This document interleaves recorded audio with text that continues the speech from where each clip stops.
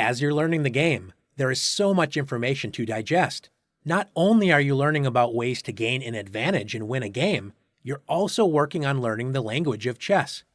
If you're not 100% sure what the difference is between notating a check or checkmate, how to notate which rook moves to a square either piece could reach, or if you've never heard of a great move receiving an exclamation mark or a game-losing blunder having a question mark after the move, then this lesson is for you. In this position, white has sacrificed a piece to expose black's king. Let's watch white hunt down black's king as we work on mastering chess notation. White is about to play the powerful pawn move h5 check. We always write the square a pawn moves to, in this case, h5. And since black is in check, we add a plus sign at the end of the move to notate a check.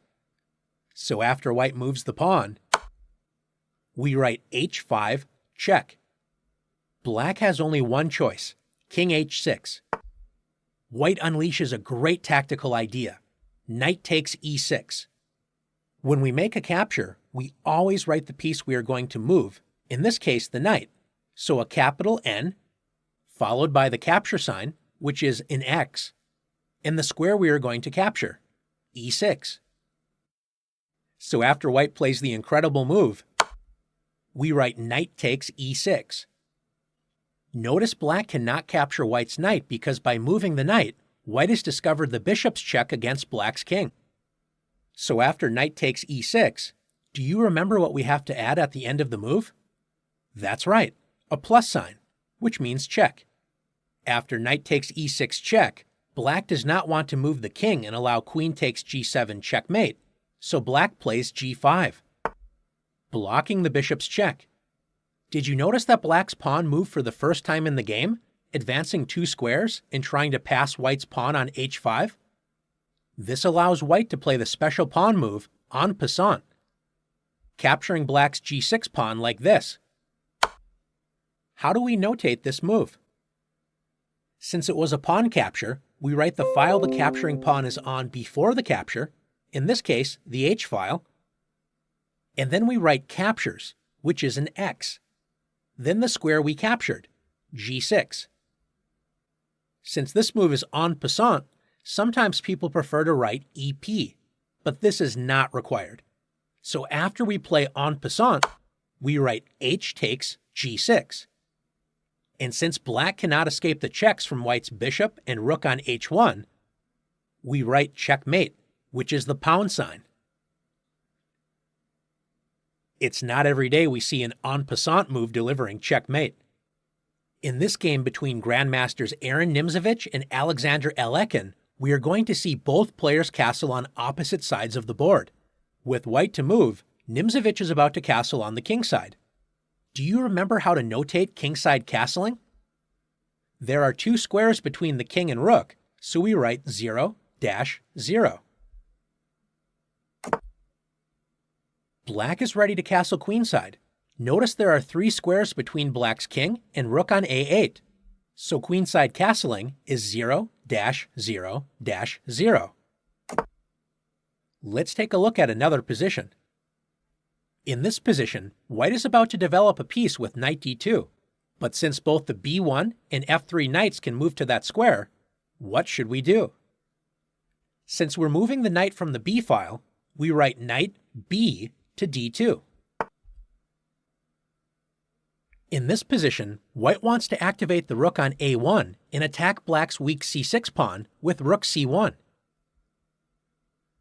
Since both rooks can move to that square, can you correctly notate moving the a1 rook to c1?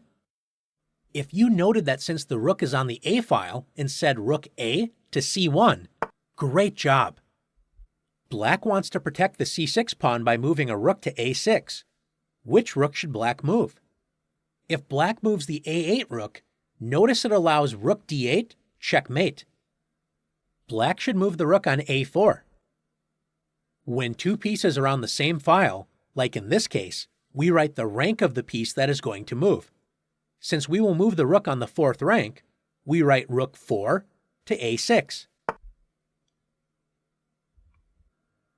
When you are reviewing a game that has been analyzed with notes by a player known as an annotator, You may see notation marks after certain moves that suggest the strength of a move. You may see a brilliant move, a game-losing blunder, or something in between. Let's review some of these common annotation symbols from an analyzed game. In this position, white storms the queenside with a4, threatening to trap black's bishop with a5. Black should play a5, blocking white's a-pawn. Instead, black plays a6, which turns out to be a serious mistake. When a particularly bad move is played, an annotator may add a question mark to the move, meaning it is a mistake. This was black's 12th move in the game, so you would see 12, a6, question mark. Why is this move such a mistake? After bishop takes c6, b takes c6, can you find white's powerful move that will completely shut out black's dark-squared bishop from the game? If you found a5, well done. This is an excellent move which completely shuts out black's bishop. When an excellent move is played, like this one, an exclamation point can be added to the move, so we would see 14, a5, exclamation point. Notice after bishop a7, black's bishop is blocked by both white's queen pawns and black's own c7 pawn, so white is practically playing a piece up in this game. In this sharp position, black's next move may mean the difference between winning and losing the game. What would you play in this position? If you found the powerful move queen h4 check, great job. White's king is forced to the first rank. After king g1, black is ready to promote to a second queen, which we notate just like a normal pawn move, writing the square it will move to, in this case b1, and then writing an equal sign, followed by the piece we will turn the pawn into with promotion. So b1 equals queen. And since white is in check, we add a plus to the end of the move. After black's accurate play, white cannot avoid checkmate. Let's flip the board around and think about the position from white's perspective. Instead of playing the excellent queen h4 move, it looks natural to immediately promote the pawn with b1 equals queen. We could add a question mark, meaning this is a mistake. When a player makes a game-losing move, also known as a blunder, sometimes you will see two question marks after the move, like this. Can you see why an annotator may give this move two question marks? Pause the video and see if you can find white's game-winning move. Black appears to be winning, but if you found the incredible h8 equals queen, fantastic work. Black's king is forced to capture the newly promoted queen with king takes h8. Now that the king no longer protects h6, white is able to deliver a forced checkmate, starting with queen h6 check, king g8, queen h7 check. White's bishop protects the queen, forcing black to play king f8. When white wins the game with queen h8, checkmate. We just learned that a game-losing blunder can be given two question marks. Now we are going to see when an absolutely brilliant move can be given two exclamation points. Grandmaster Siegbert Tarash, with the white pieces, finds a brilliant move to finish this game. Feel free to pause the video and see if you can find the move, but don't feel bad if you can't find it. Tarash played the incredibly surprising and powerful move, bishop c7. Imagine the shock of seeing this move played against you. You may think this move deserves one or two question marks, as it looks like it just drops a bishop. But this is a move many annotators have awarded two exclamation points, which means it is considered a brilliant move. Not only is bishop c7 the strongest move that forces checkmate, it is also a surprising move. White is threatening both queen b7 and rook takes c5, checkmate. If black plays queen takes c7, white has the powerful move rook takes c5 check, which forces black to give up protection of the key b7 square after queen takes c5. White has the crushing move queen b7 check, with checkmate to follow on the next move. Black's other option is to play rook takes c7. If white could safely play rook takes c5, the position would be checkmate. Can you find a stunning queen sacrifice to distract the rook from protecting the c5 pawn? That's right. White can play queen b7 check. If black plays king takes a5, a rook check on the a file will force checkmate. And if black plays rook takes b7, white delivers checkmate with rook takes c5. When a game is over, is there a symbol we can use to know the result of the game? Yes, there is. If white wins the game, we write 1-0. If black wins the game, we write 0-1.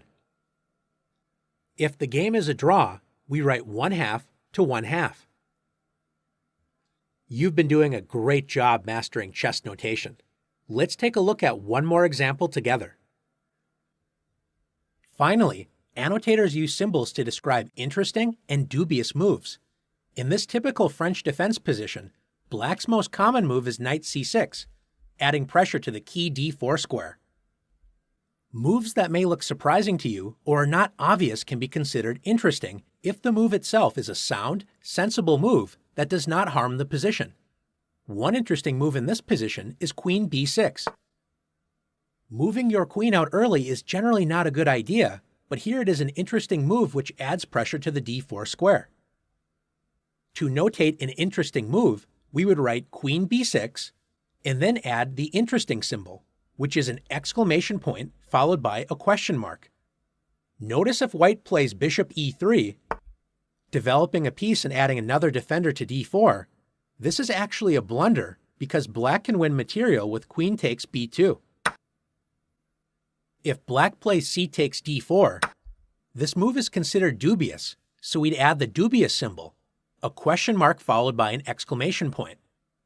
This move is dubious because after c takes d4, although black's position is by no means losing, notice after the trade of pawns black no longer has pressure on the d4 square, and since white no longer has a pawn on c3, white's knight can develop to that excellent square, which was not an option before black's dubious pawn capture. Have you mastered chess notation? Let's prove it in the challenges.